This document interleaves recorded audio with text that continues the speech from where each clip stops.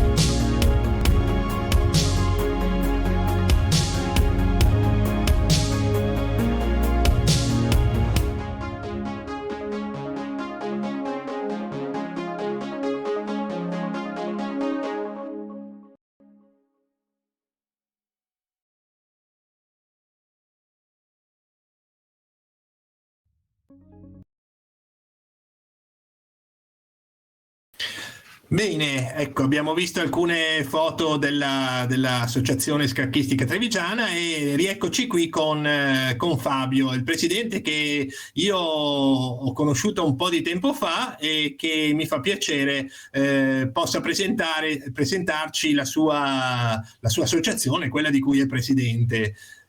Vai Fabio. Ecco, innanzitutto ne approfitto per ringraziare gli organizzatori di questa puntata di Twitch che ci dà l'opportunità di offrire una vetrina veramente importante dell'associazione, ma soprattutto ci dà la possibilità di creare un bel biglietto da visita nel mondo degli scacchi che possiamo diffondere un po' ovunque in maniera da diffondere il più possibile la nostra bellissima realtà.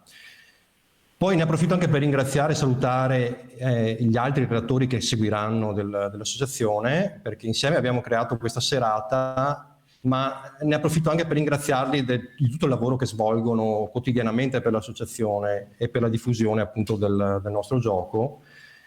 Io credo che il fare squadra per la crescita degli scacchi sia fondamentale, penso sia l'obiettivo principale non solo nostro ma anche delle altre associazioni scacchistiche. E è anche per questo che iniziative come quella di questa sera sono ben accette, proprio perché centrano perfettamente l'obiettivo della promozione appunto del gioco. L'Associazione Scacchistica Trevigiana è stata fondata nel 1956, però poi lascerò l'onore a Giorgio Paris di illustrarci bene come è nata e come si è sviluppata l'associazione, che relazionerà dopo di me. L'asta ha cambiato diverse volte sede, ora sono diversi anni che ha sede precisamente in via Bernardi 14 appunto a Treviso. Ovviamente si è sempre impegnata nella diffusione del gioco, nonché nell'organizzazione di eventi che hanno avuto a che fare appunto con il mondo degli scacchi. Abbiamo visto qualche immagine prima nello scorcio di immagini, sono state mandate prima in onda. In passato, ma anche di recente, ovviamente sto parlando del periodo pre-pandemia che ci ha bloccato un po' tutti, abbiamo organizzato diversi eventi promozionali dell'attività dell'associazione, come ad esempio Scacchi in Piazza, un evento che ha visto anche la partecipazione del grande maestro Michele Godena, che magari non tutti lo sanno, ma è un trevigiano doc, ed è nato e cresciuto all'interno dell'associazione e più di recente abbiamo organizzato anche un Scacchi in Piazza ad Oderzo e credo che questi eventi siano fondamentali per far conoscere il gioco degli scacchi e soprattutto per far conoscere i benefici di questo gioco / sport, diciamo.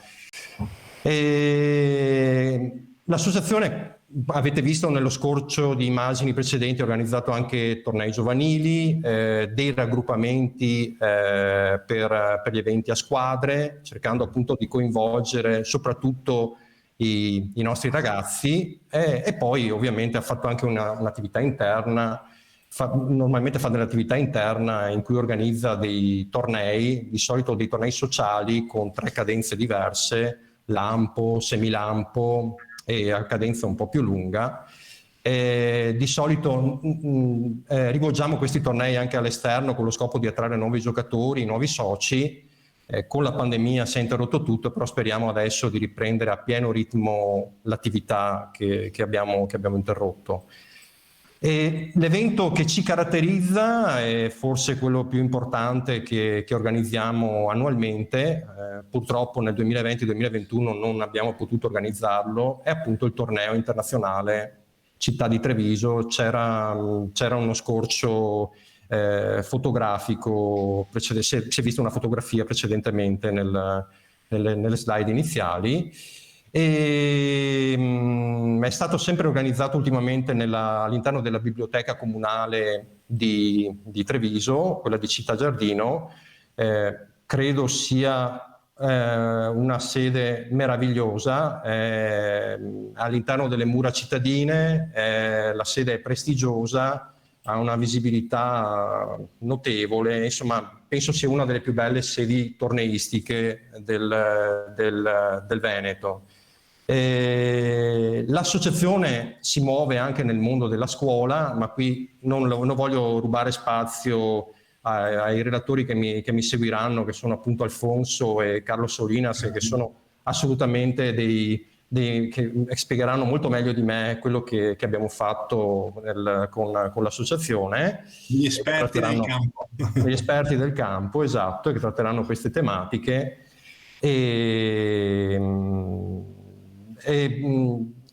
Insomma, lascerò la parola a loro per questi argomenti.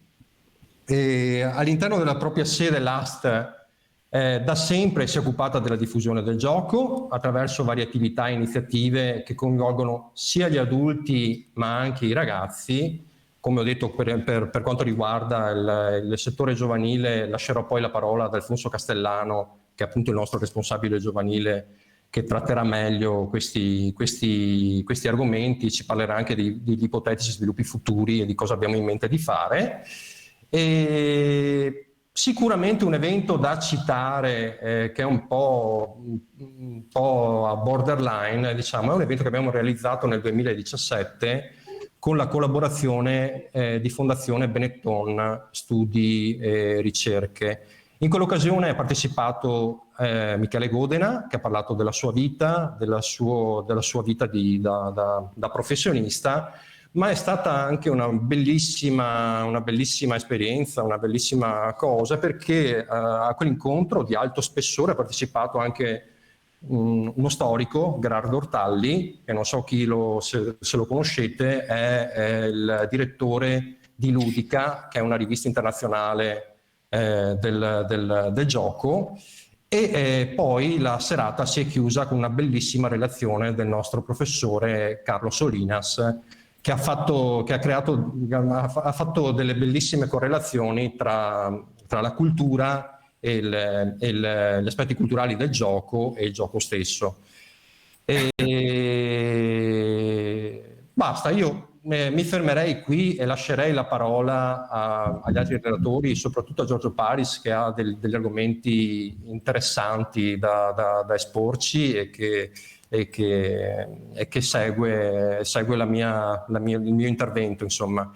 Quindi io ne approfitto per salutare tutti quanti, vi ringrazio e lascio la parola al dottor Paris. Grazie Fabio della tua introduzione, e passiamo alla parte successiva, diciamo un po' al cuore della puntata, con Giorgio Paris, che saluto, che conosco da molto tempo e che ringrazio anche della partecipazione. Ciao Giorgio. Ciao Sergio.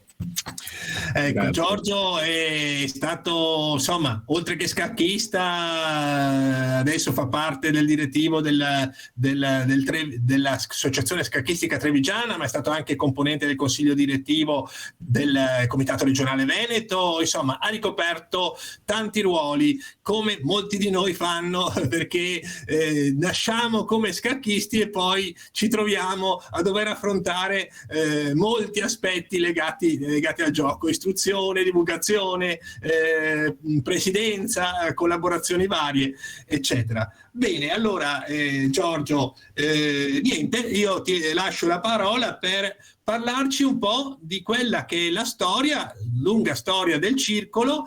Prima Fabio aveva citato il nome di un grande scacchista, mio amico Michele Godena, che ha fatto i primi passi con il Treviso, che è un grandissimo giocatore, un grande maestro, che io credo di aver conosciuto quando lui era proprio bambino, perché ho giocato, ricordo, e avevamo una decina di anni di differenza, un po' meno forse. Lui giocava dodicenne ed era già molto forte, e abbiamo fatto una patta come prima partita. Ma non ti rubo altro tempo, Giorgio, presentaci un po' la storia dell'associazione scacchistica.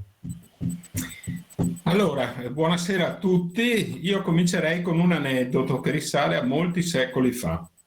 Dovete sapere che a Treviso c'è un monumento che si chiama Loggia dei Cavalieri, che è stato costruito nel 200 ed era un luogo di ritrovo dei cavalieri della città.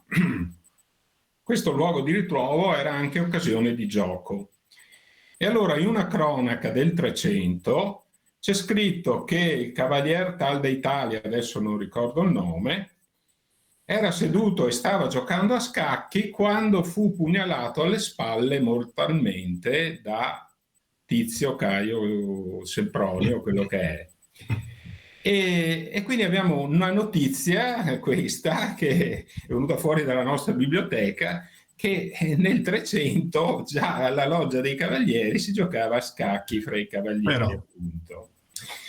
Poi facciamo un salto, andiamo a finire alla fine del secolo, del XIX secolo, quindi alla fine dell'Ottocento.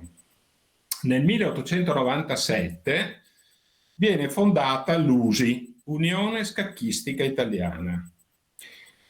E questa unione era stata promossa dall'Accademia di Scacchi di Roma, dal professor Guglielmetti, che era anche un insigne giocatore, e fra i circoli aderenti, erano 9, di 9 città, c'era anche il circolo di Treviso, che quindi è fra i fondatori di questa unione, che è durata fino a prima della Prima Guerra Mondiale, fino al 1913, e che era in nuce un po' quello che poi diventerà la Federazione Scacchistica Italiana nel 20.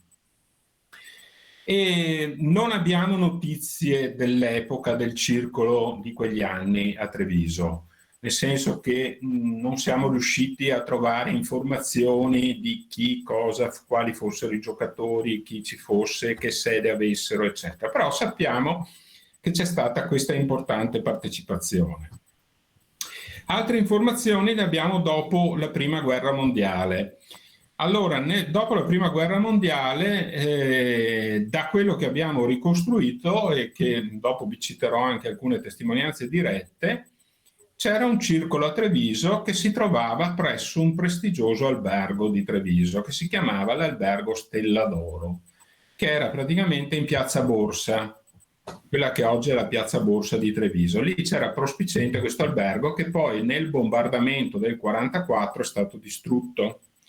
E fra l'altro all'epoca ospitava tutti i generali tedeschi che in quel bombardamento poi morirono. Comunque c'era questo albergo prestigioso, e io ho visto un dépliant dell'epoca, per ragioni di lavoro che adesso non vi sto a citare, in cui c'era scritto che ci si poteva intrattenere con giochi delle carte, con questo, con quello, e anche con gli scacchi.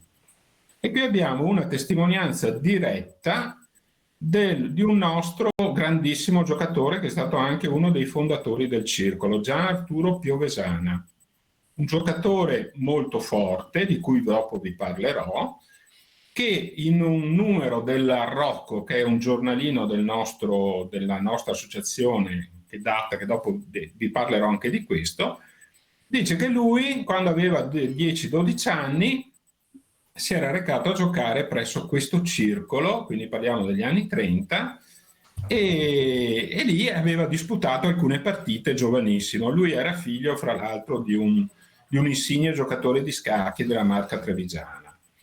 Quindi c'era un'attività scacchistica, probabilmente anche qui. Qua c'era qualche vecchio socio che aveva dei ricordi di qualcuno di questi componenti, però adesso le cose sono andate, diciamo, un po' perdute, c'è questa testimonianza diretta.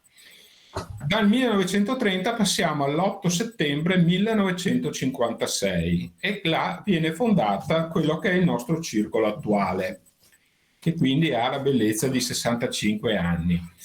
Poco più vecchio di me. Fra i fondatori ci sono due nomi di spicco. Uno è il generale Ugo Pasquinelli, che voi conoscerete come autore di questo libro, L'ABC degli scacchi, un manuale della EPLI, ecco, che come dicevi tu, hai conosciuto Michele Godena, mi ha detto che anche all'inizio della sua carriera scacchistica lui ha letto questo libro. L'ho letto anch'io quando ero giovane, e pensate che questo libro qua, io qui ho un'edizione del 1945, che era la quinta edizione, è arrivata credo all'11ª edizione nel 1987, ed è ancora un libro che la EPLI vende. Questo generale Pasquinelli era sicuramente un personaggio di un certo rilievo.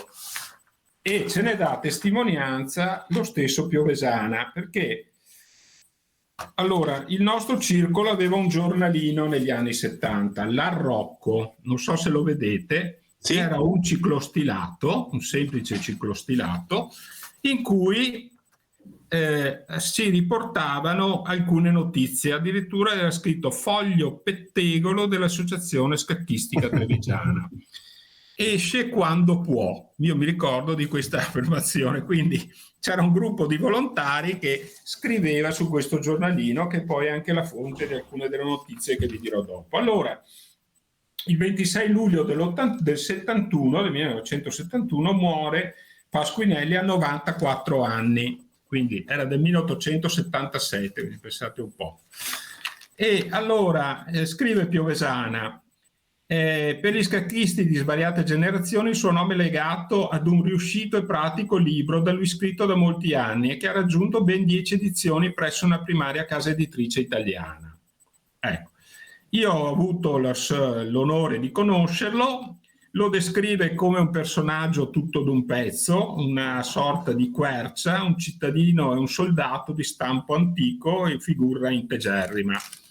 E praticamente ci dice che fu insignito dalla federazione del titolo di maestro ad honorem, che qua scrive lui, credo sia l'unico caso nella storia della federazione, questo generale Pasquinelli.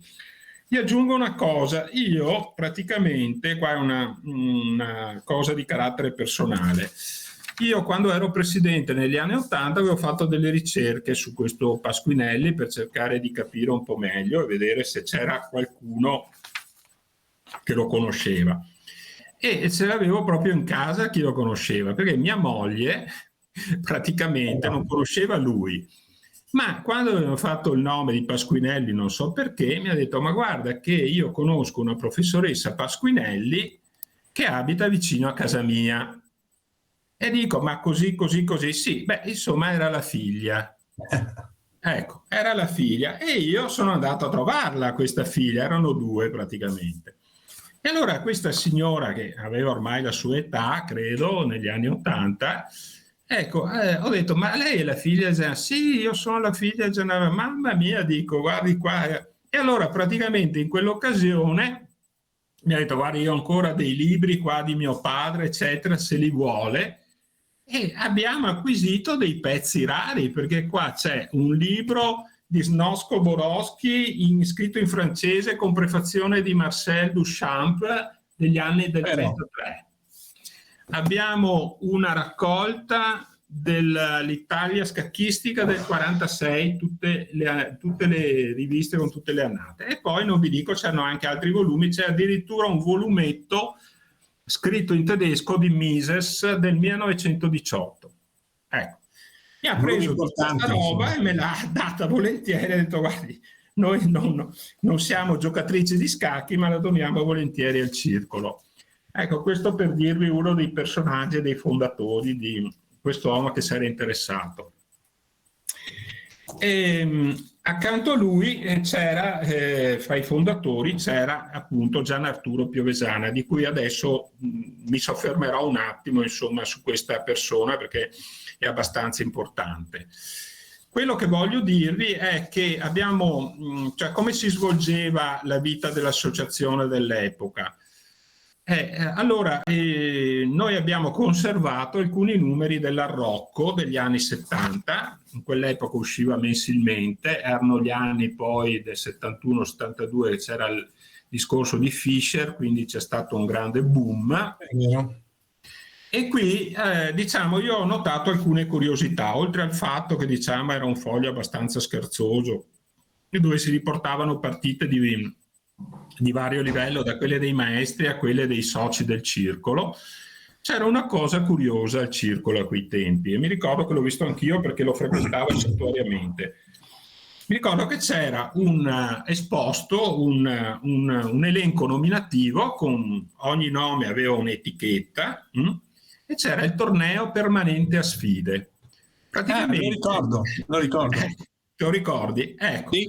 Praticamente cosa facevano? Che tu quando ti iscrivevi, se volevi, potevi aderire a questo torneo permanente a sfide. Ti mettevi come ultimo e dovevi sfidare quello che stava sopra di te. Se riuscivi a batterlo, passavi lo scalino e andavi avanti fino a scalare, diciamo, tutta la montagna che avevi davanti. E primo mi ricordo che c'era il numero di Piovesana e credo che sia rimasto sempre lui, perché nessuno riusciva a batterlo. Praticamente nessuno riusciva a batterlo. Poi il circolo aveva e ha ancora una biblioteca piuttosto nutrita. Abbiamo moltissimi volumi, parliamo di oltre 100 volumi. Ci sono anche raccolte di riviste, perché eravamo abbonati a Torre Cavallo, ne eravamo abbonati anche a riviste estere per un periodo. Adesso queste cose sono andate un po' in disuso, non si usano più, però una volta la biblioteca era molto più utilizzata e i soci sfruttavano i libri della biblioteca per imparare a giocare. Naturalmente all'epoca non c'era internet e quindi questo arroco che veniva spedito a tutti i soci teneva un po' le fila di quello che si svolgeva al circolo. Certo. E veniva mandato anche a tutti i circoli del Veneto. E c'erano poi delle notizie curiose, perché se ogni tanto c'era qualcuno che, ecco, per esempio ho qui un numero del settembre che si intitola Destiamoci. Come dire, è ora, qualcuno che diceva è ora di finirla, di venire qua a giocare, ognuno per conto suo, a blitz, eccetera, nessuno si occupa dell'attività, di diffondere il gioco, dobbiamo non pensare, ecco, discorsi che erano poi problemi anche di una volta, non solo di adesso. Ecco, sì, ecco, appunto, ecco. Cose di questo tipo. Comunque era una cosa così simpatica alla quale collaboravano tantissimi. Abbiamo poi un numero importantissimo, una monografia dedicata a Michele Godena quando ha partecipato al campionato mondiale Under 16 nel 1982, dove è arrivato secondo o quarto. Poi di Michele parlerò alla fine, dovrò accelerare adesso perché penso che mi resti poco tempo. E qui abbiamo tutte le partite che lui ha disputato in quella sede lì, con anche alcune partite commentate da lui. Qua sono riportate tutte. Michele aveva 15 anni all'epoca, è andato con suo padre che l'ha accompagnato, che Fabio era uno scacchista di terza nazionale, che è stato anche presidente per alcuni anni del circolo, che l'ha introdotto al gioco degli scacchi e poi vi racconterò anche un po' della sua carriera. Andando avanti un po' con la storia del circolo e con anche il discorso qui dell'arrocco, questo giornaletto è stato più volte ripreso nel corso degli anni. All'inizio degli anni '80 c'è stato un gruppo di redattori come Fornari, Miotto, eccetera, che l'hanno ripreso un po' in mano, l'hanno un po' valorizzato anche con partite di carattere internazionale, commenti, rubriche sui finali di scacchi, su alcuni temi di scacchi e cose di questo tipo. E diciamo che ha rappresentato per un periodo un momento di comunicazione dei soci. Poi naturalmente con l'avvento di altre modalità comunicative questa cosa è andata un po' sparendo. Però ci sono delle cose abbastanza notevoli. Vi dicevo di Piovesana, ecco, io vorrei soffermarmi un attimo sulla sua figura, perché sostanzialmente era un giocatore che non si è mai dedicato a un'attività agonistica vera e propria, partecipava a competizioni a squadre e poi a competizioni di carattere amichevole, non è che abbia fatto tornei, non so nemmeno che categoria avesse, ecco.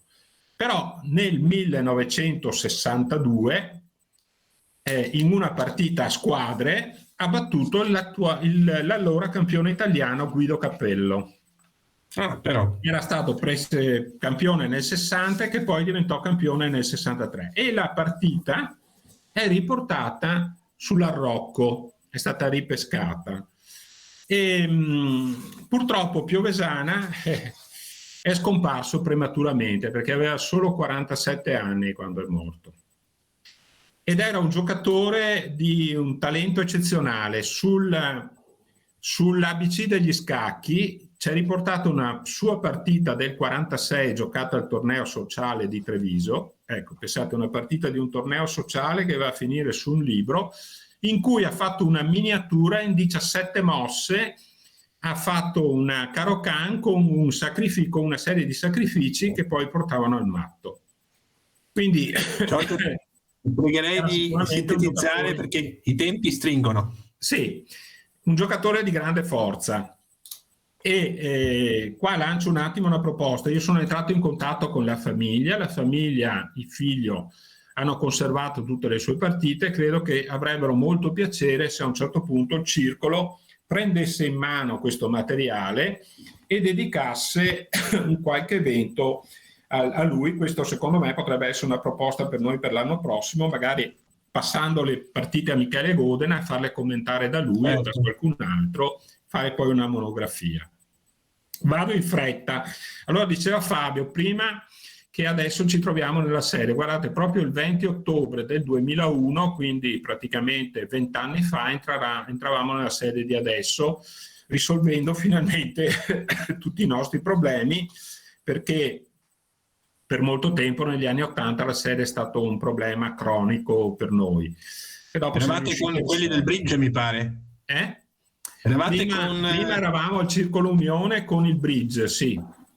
Quelli erano gli anni in cui c'era Piovesana, però poi da lì siamo stati, fra virgolette, sfrattati e abbiamo dovuto peregrinare per vari bar per un periodo, finché poi siamo riusciti a sistemarci con l'aiuto del papà di Michele Godena, che adesso non vi racconto, e poi a trovare questa sede col comune che ci ha dato stabilità. Io, dulcis in fundo, vorrei parlare un attimo di Michele Godena, perché ovviamente è il nostro socio più prestigioso, ecco, più importante. Lo conosciamo tutti, lo sapete, però forse pochi sanno che lui si è iscritto al circolo nel 74, quando aveva 7 anni, assieme al padre, e lì ha cominciato la sua attività. E guardate che a 12 anni è diventato il più giovane grande maestro italiano. Quindi nel 79, a 12 anni, lui era candidato maestro già nel 79. Poi sempre nell'80, a 13 anni, ha vinto in Olanda un torneo internazionale Under 20, è arrivato primo. Fra Under 20 lui aveva 13 anni, è arrivato primo. Poi ha partecipato al campionato mondiale Under 16 che vi dicevo prima, perché ha vinto Barev, il russo, e lui è arrivato secondo, quarto, a pari merito con degli altri nomi. A 22 anni maestro internazionale, a 29 anni grande maestro, ed è stato, dopo Mariotti, praticamente il primo grande maestro che ha avuto l'Italia, dopo Mariotti. Quindi parliamo dopo Mariotti, mi pare è diventato grande maestro nel 69 o nel 71, sono passati 30 anni e Michele e ha raggiunto in quegli anni 2450 punti ELO, che poi è aumentato e che in quel momento lì erano il record dell'Italia. Ha partecipato alle Olimpiadi dall'88 al 2018 per l'Italia, non parliamo del numero dei tornei che ha vinto, dei campionati a squadre a cui ha partecipato e che ha vinto, eccetera. Ecco, Michele lo conosciamo tutti. Io volevo solo aggiungere, appunto, così raccontarvi alcune cose di quando era bambino, era piccolino e frequentava il circolo. Ecco, io mi fermerei qui anche perché ho esaurito il tempo. Ecco, certo. Avrei potuto dire tante altre cose, ma il tempo è tiranno e quindi vi ringrazio. Faremo una seconda trasmissione. Grazie Giorgio, grazie Giorgio. Bene, e dopo questa bella e approfondita introduzione della storia degli scacchi nell'Associazione Scacchistica Trevigiana, veniamo a parlare dell'attività giovanile e quindi a questo punto di introdurre uno dei personaggi più importanti del settore giovanile per Treviso, e cioè Alfonso Castellano. Grazie Alfonso per aver accettato l'invito. Grazie a voi. Ecco, ricordo che Alfonso è istruttore nazionale della Federazione Scacchistica Italiana, oltre che forte giocatore. Adesso ci dirà qualche cosa della sua esperienza, ma un minuto di presentazione ce l'abbiamo anche filmata, e quindi ti chiedo di aspettare, Alfonso, di descriverci le cose dopo averti visto nel tuo ambiente naturale con i ragazzi. Pregherei la regia di mandare in onda la breve clip, scusate, con la sequenza fotografica delle immagini.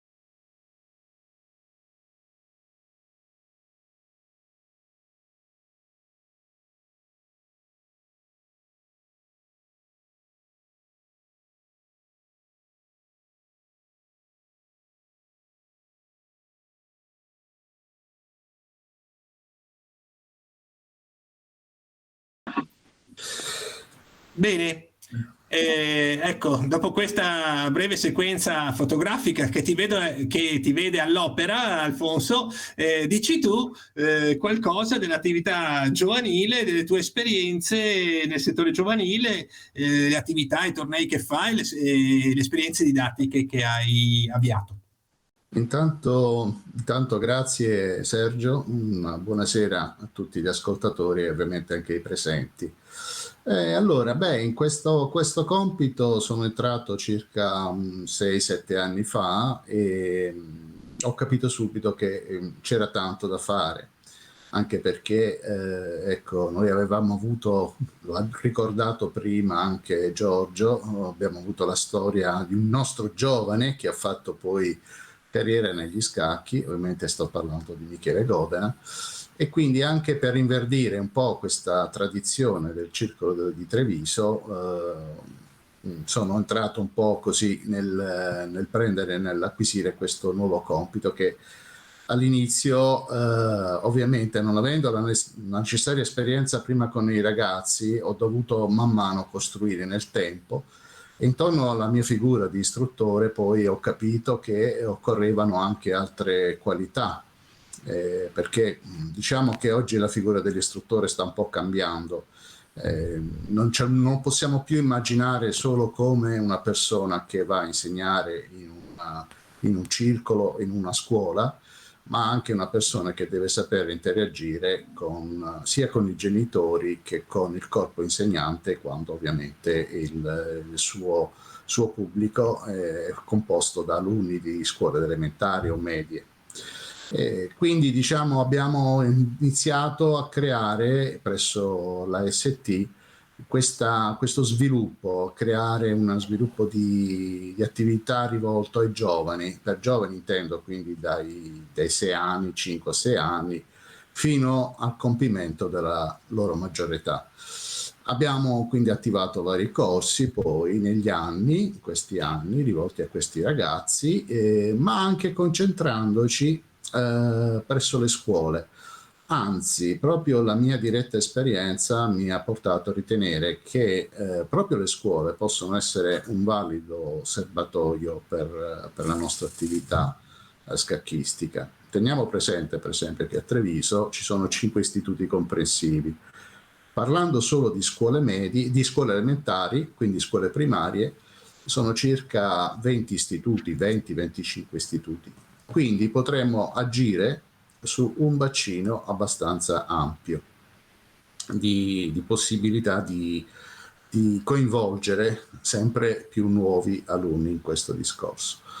Ovviamente non è un discorso molto facile perché bisogna chiedere soprattutto, come dire, bisogna sviluppare una certa sensibilità nei dirigenti scolastici e gli stesso corpo insegnante, ma gli esperimenti o comunque le iniziative fatte fino ad oggi ci hanno dato delle buone risposte.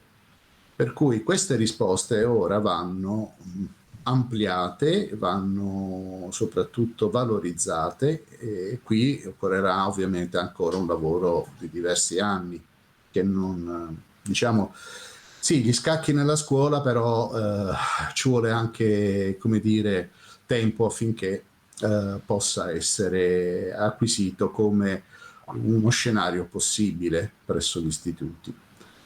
Presso di noi comunque facciamo anche ovviamente dei corsi rivolti ai giovani che vengono da noi, li suddividiamo per livello, quindi i ragazzi di una certa forza li mettiamo insieme, possiamo così catalogarli in modo che possano man mano poi acquisire quell'esperienza necessaria che possa servire poi per passare di livello. Non so, vuoi farmi qualche domanda, Sergio? Ma io darei la parola a Dario Belinato, il nostro moderatore, che potrebbe dirci se sono arrivate delle domande in chat da parte degli spettatori per Alfonso, eventualmente per Giorgio. Dici un po', Dario. Ma allora, intanto buonasera a tutti. Una domanda per Alfonso ce l'avrei io. Diciamo che come esperto del settore giovanile ti pongo questa questione. Richard Feynman, un noto fisico del secolo scorso, usava dire che se sai bene una cosa, allora vai in una classe di bambini di 8 anni e prova a spiegargliela. Se ottieni il loro interesse, allora vuol dire che veramente la sai. Ecco, quando ti trovi davanti ai più piccoli, tu Alfonso, quali sono le tue arti per destare il loro interesse e portarli verso la materia di cui sei padrone? Ecco. Ma guarda, lavorare con i più piccoli soprattutto significa un po' porsi al loro livello, parlo soprattutto di comunicazione e di linguaggio, perché non si possono certamente usare termini roboanti o fare esempi che sono fuori dalla loro portata, dalla loro esperienza. Per cui devi sempre ricordarti chi hai di fronte ed usare il registro giusto. Il registro quindi significa le parole giuste per poter attirare, e devi anche avere un tono di voce che deve essere sempre presente e deve essere altisonante ma non troppo forte, quindi devi sapere un po' guidare la loro curiosità, perché a quell'età sono molto curiosi ovviamente, Certo. hanno voglia di conoscere, di apprendere. E sono cosciente anche che sono a tutti gli effetti un po' delle vere e proprie spugne, perché nel senso che quelli che fra di loro vogliono approfondire i temi relativi agli scacchi sono molto attenti poi negli sviluppi successivi del gioco, che riguardano ovviamente la strategia e la tattica. Quindi diciamo che bisogna anche sapersi un po' immergere in questo stato di cose, ecco. Comprenderli ancora prima che pensare ai programmi da svolgere in classe. Certo. Sono troppo giovani, insomma, per poter fare una cosa troppo approfondita, quindi bisogna proprio incuriosirli, come dici tu, Alfonso. Assolutamente. Senti, volevo chiederti io se ci sono delle idee, progetti, iniziative attuali nell'immediato prossimo futuro da parte dell'Associazione Scacchistica Trevigiana, sempre rivolte all'ambiente giovanile, sì. Certo. Beh, allora io ritengo, come l'avete capito, che la scuola è il serbatoio da cui potremmo attingere. Da noi vengono normalmente anche ragazzi che hanno una semplice curiosità, che iniziano a giocare, molto appassionati. Alcuni lasciano perché magari finiscono con il constatare un po' la difficoltà obiettiva di apprendimento, perché gli scacchi sì, è un bellissimo gioco, ma se li vuoi giocare a un livello che possano darti continui risultati, ovviamente deve anche crescere l'impegno. E forse la constatazione che tale impegno richiede tempo porta più delle volte, più di qualcuno, a lasciare il gioco.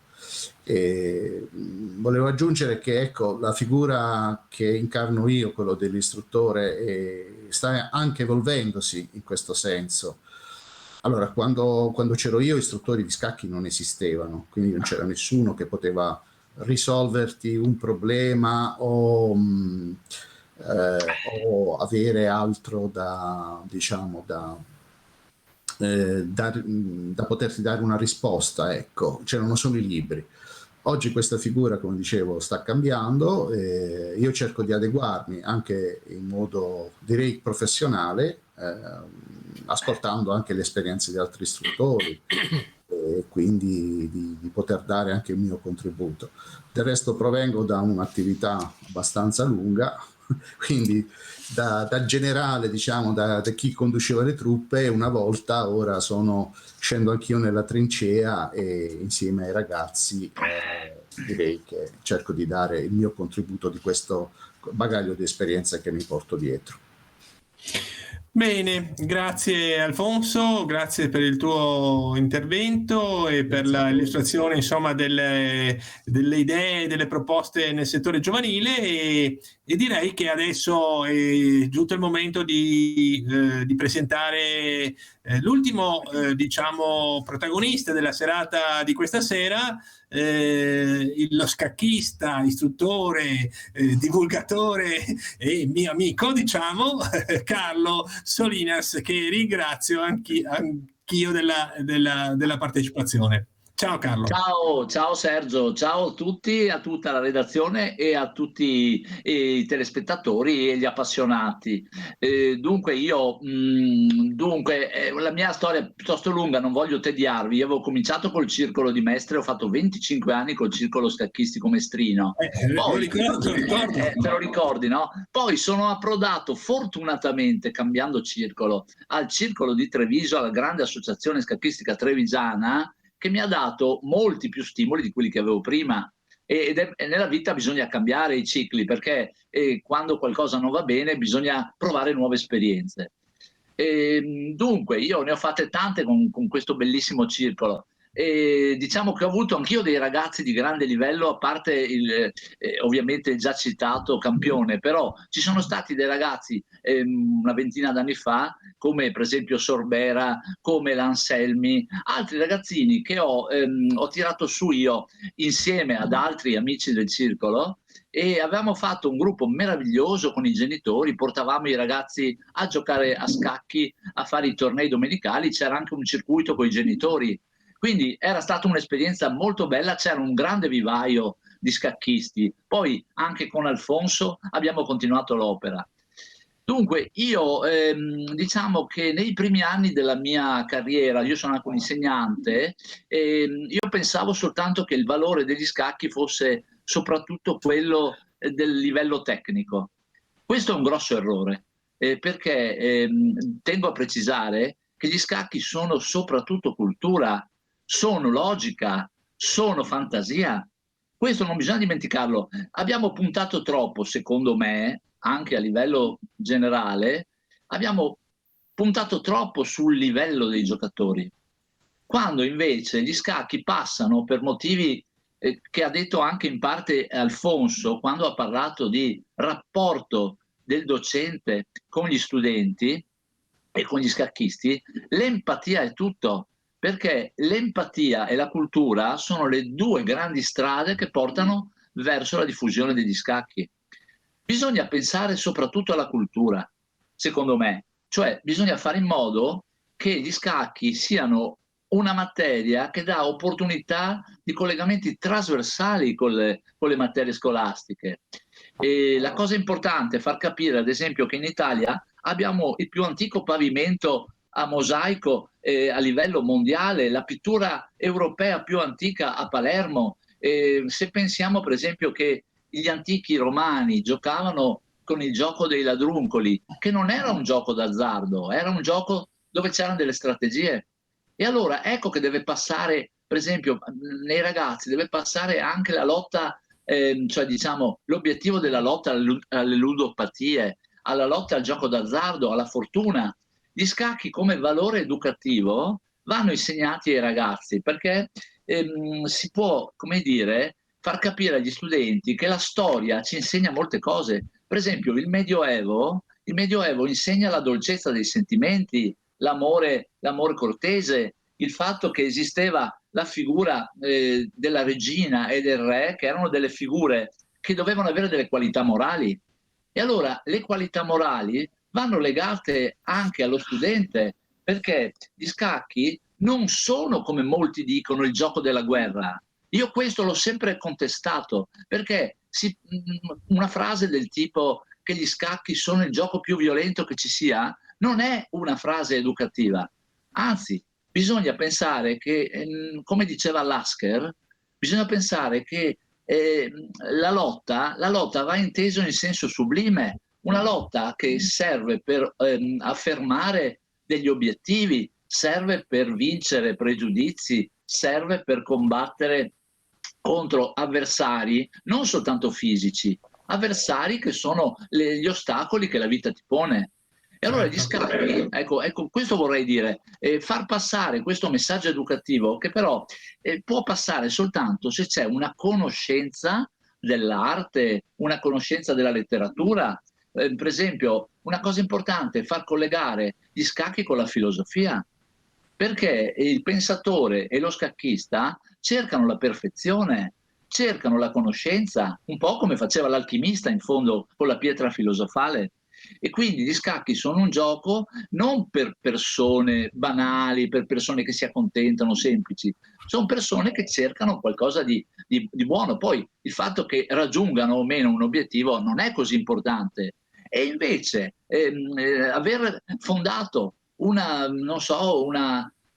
generazione di scacchisti solo sul punteggio elo, sul confronto tra punteggi di computer, punteggi personali, categorie, non è un buon sistema.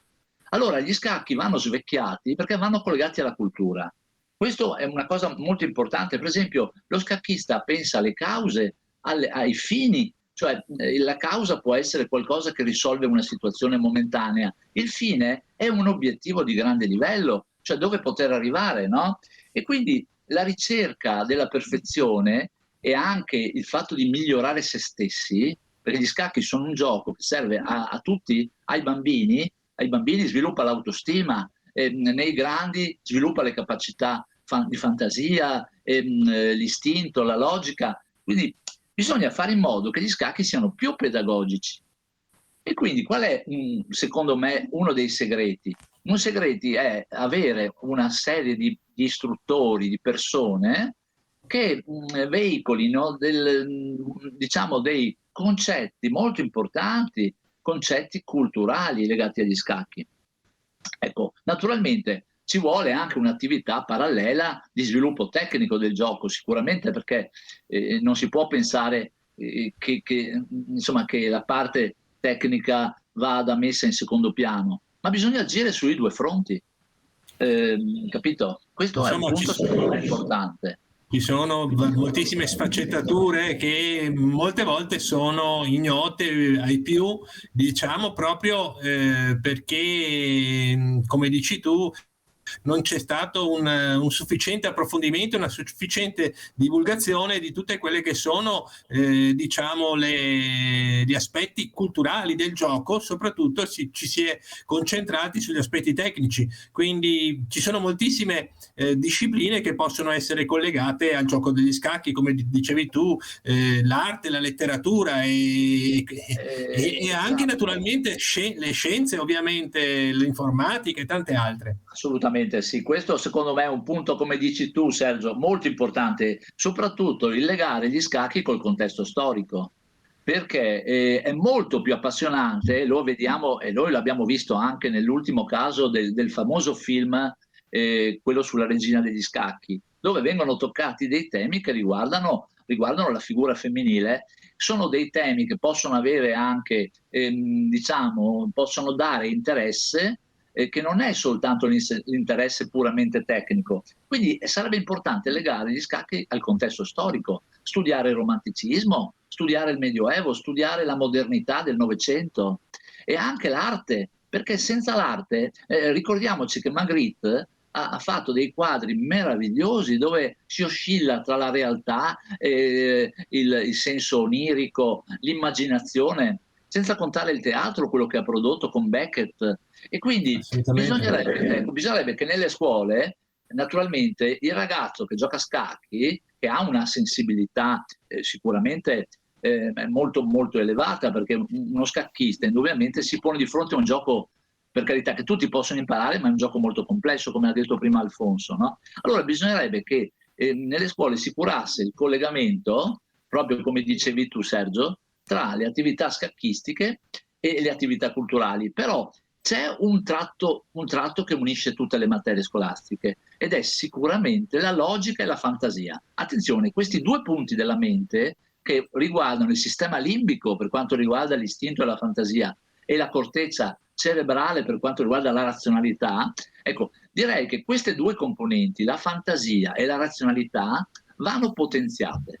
Noi stiamo pensando purtroppo soltanto adesso in termini, dico noi nel senso una generazione che pensa soltanto a grandi macchine, a grandi computer, a potenze e a capacità di calcolo e a punteggi, quando invece bisogna valorizzare il sentimento e bisogna quindi fare in modo che le persone abbiano una dimensione emotiva, perché gli scacchi io li ho sempre fatti con i miei bambini, con i miei ragazzi, in modo emotivo, curando l'empatia. Solo quello è il sistema per attirare persone nuove, se no resteranno sempre un gioco di nicchia. Certo. Sempre un gioco di nicchia, questo secondo me, questa è la mia idea. Assolutamente. Bene, grazie Carlo. Vediamo se c'è qualche altra domanda dalla chat, quindi pregherei Dario di intervenire con le domande. Sì, beh, una domanda che si può fare a Carlo, ma secondo me può essere rivolta a chiunque dei nostri ospiti di questa sera. Però, diciamo che Carlo ha destato in me qualche altra impressione, cioè così prima della domanda, se posso, Carlo, mi hai fatto sentire un piccolo Aristotele quando gioco a scacchi, cioè è come se ognuno di noi cercasse la perfezione, ovvero la causa prima di Aristotele, no? In una partita a scacchi. Molto, molto bella questa sensazione. Ecco, detto questo, io così, una domanda che si può fare è rivolta appunto a tutti, a chi vuole rispondere, quindi anche a Carlo. A fronte di una città vivace come Treviso, in cui voi avete l'associazione, è una città vivace anche dal punto di vista dei giovani, perché è anche diventata sede universitaria. Avete notato un incremento di iscrizioni al vostro circolo? Oppure, ovvero intendo, quali politiche penserete di adottare per avere questo obiettivo? Chi vuole rispondere?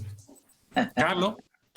È un po' difficile. Io penso che adesso non ho i numeri sotto mano, penso che non sia facile far aumentare il numero delle adesioni, perché nel mondo della scuola è molto difficile il passaggio tra la scuola e il circolo. Questo passaggio è stato reso più difficile dal fatto che gli scacchisti, tutto sommato, siccome hanno delle giornate piene, i giovani preferiscono tutto sommato fare un'attività con un computer comodamente a casa. I circoli fanno fatica perché prima si investiva sulla socialità, sulla socializzazione, adesso il mondo è fatto di persone che stanno abbastanza isolate, no? Come attirare i ragazzi al circolo? Sicuramente bisogna fare delle proposte, secondo me, che siano delle proposte sia di uno scacchismo di livello alto, chiaramente, quindi garantire un ottimo livello di insegnamento, e credo che questo il nostro circolo abbia sempre fatto, ma poi che ci sia anche un'offerta che vada un po' oltre a solo, si agganci al discorso che ho fatto prima, insomma, un'offerta che sia scacchi a più ampio respiro. Ecco, questo però non è tanto semplice da Non è facile. No, non è facile. Non è Volevo facile. dire un paio Però, di cose anch'io, se mi consentite. Sì, passiamo la parola a Giorgio. Per venire sulla anche delle domanda, conferenze, degli incontri per la popolazione. Anche degli allora, incontri. all'interno della nostra attività noi abbiamo cercato di curare sempre un aspetto, che è un po' quello che lui chiama l'empatia, cioè che tra chi frequenta le nostre attività nasca un'amicizia e un legame. Prima di tutto fra di noi, perché come diciamo soci attivi del circolo, componenti del direttivo, siamo anche amici prima di tutto fra di noi.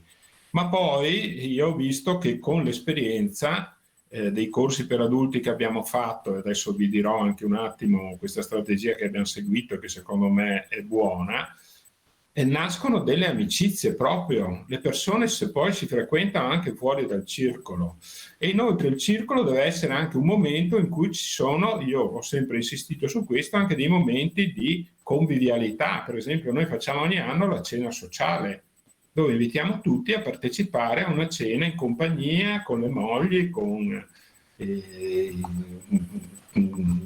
le morose, con quello che è, e che diventa un momento di conoscenza. Poi, per espandere il discorso degli scacchi, noi abbiamo seguito una strategia da molti anni, ed è quella di fare i corsi gratuiti di scacchi per gli adulti. E quindi ogni anno ci facciamo un giro di locandine, diffondiamo questa cosa, e guardate che negli anni d'oro siamo arrivati a 150 iscritti ai corsi. E lì avevamo anche molti docenti, facevamo 7-8 corsi, 1-2 erano dedicati ai giovani, gli altri agli adulti, anche se poi alla fine i numeri che restavano erano pochi. Però noi, mettendo in piedi ogni anno questa attività, siamo riusciti a incrementare diciamo, il livello di iscritti alla nostra associazione fra un 15 e un 20% all'anno. E quindi è una strada che col tempo, diciamo, ci ha permesso di arrivare anche a numeri importanti come numero di soci, e ad allargare un po' il giro, restando fuori anche dall'ambito dei soli frequentanti il circolo. Proprio siamo rivolti all'esterno frequentemente, perché questi corsi ormai li facciamo da oltre un decennio. Mi sembra una corretta strategia questa, che in parte avevo perseguito anch'io sostanzialmente quando ero presidente del circolo, di uno dei circoli di Padova. Penso che non sia una novità, ecco. Certo.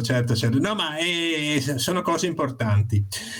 Allora, niente, siamo giunti alla conclusione della puntata. Io ringrazio a tutti quanti le persone che sono intervenute, Alfonso, Giorgio, Carlo e Fabio per l'associazione scacchistica trevigiana.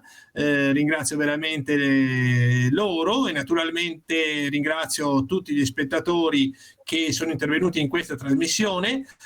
Non posso dimenticare il nostro grande Dario Bellinato, che segue sempre la chat e pone delle domande sempre abbastanza puntuali e interessanti, e il nostro Matteo Volpi. Quindi saluto tutti e vi rimando alla puntata della prossima trasmissione Twitch, che sarà nel mese di novembre, e precisamente il 10 novembre, con un'altra associazione scacchistica che si presenterà, che è l'associazione del scacchi del Salvioli di Venezia. Grazie ancora e buona serata. Ciao, arrivederci. Grazie a voi, Ciao, buona serata. Ciao, grazie, ciao. Grazie.